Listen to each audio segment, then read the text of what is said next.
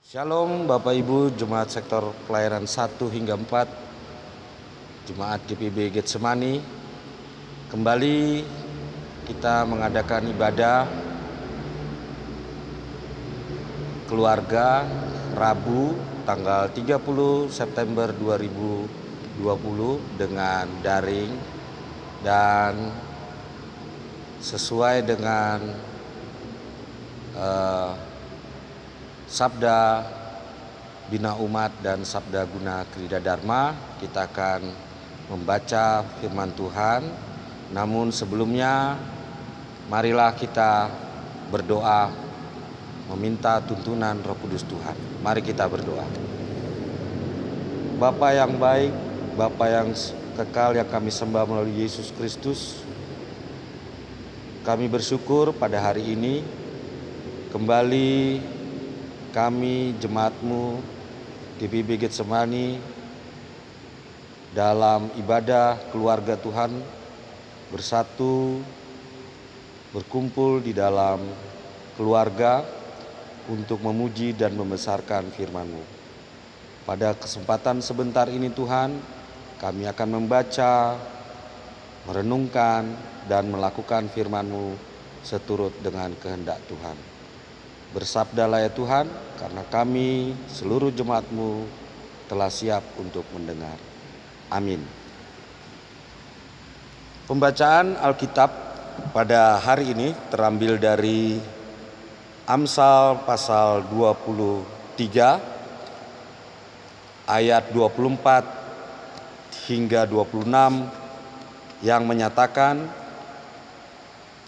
ayah seorang yang benar akan bersorak-sorak, yang memperanakan orang-orang yang bijak akan bersukacita dengan dia. Biarlah ayahmu dan ibumu bersukacita, biarlah beria-ria dia yang melahirkan engkau.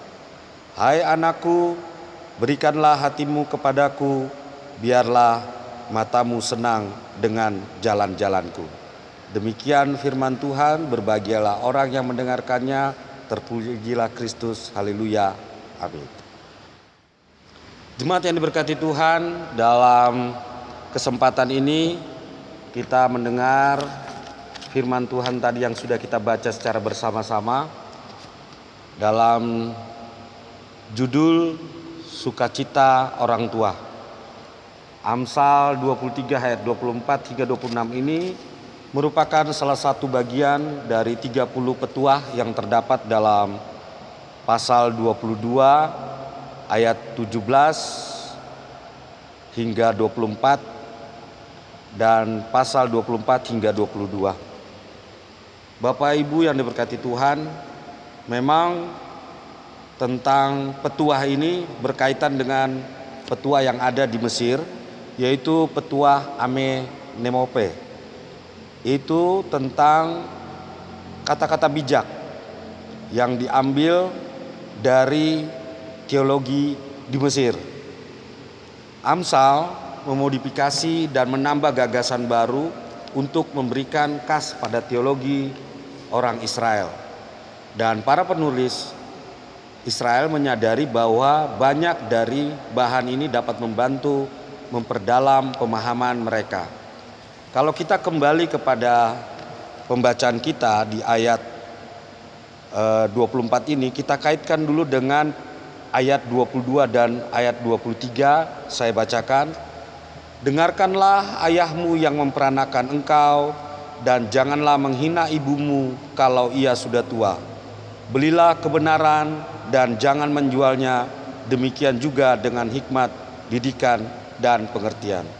Bapak Ibu yang diberkati Tuhan, sebagai anak-anak, sebagai bagian dari keluarga, dan sebagai orang tua, di sini menggambarkan yaitu kegembiraan orang tua apabila anak-anaknya berhasil memiliki budi pekerti yang baik. Dan petuah-petuah yang disampaikan tadi di dalam Amsal ini, termasuk salah satunya di Amsal yang kita baca ayat pasal 23 ayat 24 hingga 26 ini, yaitu petuah yang memiliki tentang kehidupan yang bijak dan benar dari orang tuanya. Hal itu terwujud jika anak memiliki kesungguhan hati untuk menerima segala pengajaran bijak dari orang tua sebagai nilai-nilai luhur dan pedoman dalam kehidupan sehari-hari. Bapak Ibu yang diberkati Tuhan, kalau kita membaginya secara dua garis besar, ayat 24 hingga 26 ini seperti layaknya keadaan pada saat itu, yaitu orang-orang Israel. Mereka orang-orang tua sangat bangga bila anaknya bijak atau benar dan bila anaknya mempunyai reputasi yang baik. Artinya kehidupan anak itu menggambarkan keberhasilan dari orang tua. Karena secara otomatis anak-anak dari orang-orang Israel yang pada masa itu bijak dan pintar dan memiliki etika atau reputasi yang baik, tentu orang tuanya dihargai, dianggap berhasil mendidik anak-anak pada saat itu. Keluarga-keluarga seperti inilah yang menjadi teladan kepada keluarga-keluarga lainnya. Dan menjadi sorotan sangat penting karena ketika anak itu sudah menjadi orang tua lagi, dia memiliki warisan sebagai orang yang taat akan Tuhan, orang yang takut akan Tuhan. Dan itu keberlanjutan hidup itu menjadi suatu panutan di kalangan masyarakat Israel yang pada waktu itu memiliki pemikiran apabila anak-anaknya berhasil, maka orang tuanya adalah orang-orang yang berhikmat. Nah, bagaimana dengan keadaan orang tua itu sendiri? Kita lihat orang tua di Israel pada waktu itu mereka mengalahkan egonya dengan memberikan pengorbanan berupa takut akan Tuhan. Artinya mereka yang memiliki ego ataupun keinginan, kebencian dan lain sebagainya yang ada di dalam diri orang tua pada masa itu, mereka kesampingkan. Mereka malah mendengar firman Tuhan untuk mendapatkan hikmat yang daripada Tuhan.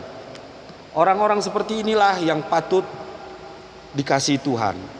Dan itu terjadi pada orang tua yang bersukacita ketika mereka merasa atau mengetahui bahwa anak-anaknya selalu juga seperti mereka yang takut akan Tuhan dan bukan mengandalkan pemikiran mereka sendiri.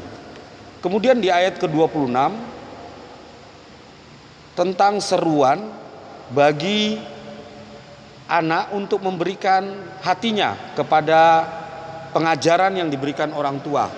Dan ini sudah kita lalui juga pada waktu kita menjadi anak-anak. Sekarang kita menjadi orang tua. Kita selalu ingat ajaran orang tua kita, hikmat orang tua kita yang berasal daripada Tuhan, yang menjadi dasar kehidupan kita sekarang, yang menjadi apa adanya kita dalam kehidupan kita, sehingga kita berhasil sebagai orang saat ini. Artinya kita bersyukur bahwa orang tua kita seperti pada masa pengajaran di masyarakat Israel melalui Amsal ini, kita sudah mendengarkan pengajaran-pengajaran orang tua kita. Dan khusus bagi anak-anak kita yang saat ini sedang kita ajarkan ajaran firman Tuhan itu lagi, bagaimana kita menyampaikannya itu sama seperti orang tua kita menyampaikan kepada kita. Dan pengajaran-pengajaran tersebut perlu memiliki pemikiran yang intelektual atau pemikiran yang cerdas, terus mengesampingkan emosi, perilaku kita yang buruk atau perilaku kita yang kurang berkenan di hadapan Tuhan.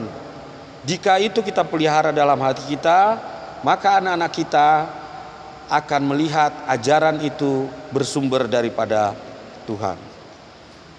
Bapak Ibu yang diberkati Tuhan, Pada kesempatan ini sama-sama kita sebagai orang tua dan sebagai anak belajar bagaimana agar suatu keluarga secara khusus mempunyai reputasi yang baik. Artinya kita taat akan firman Tuhan.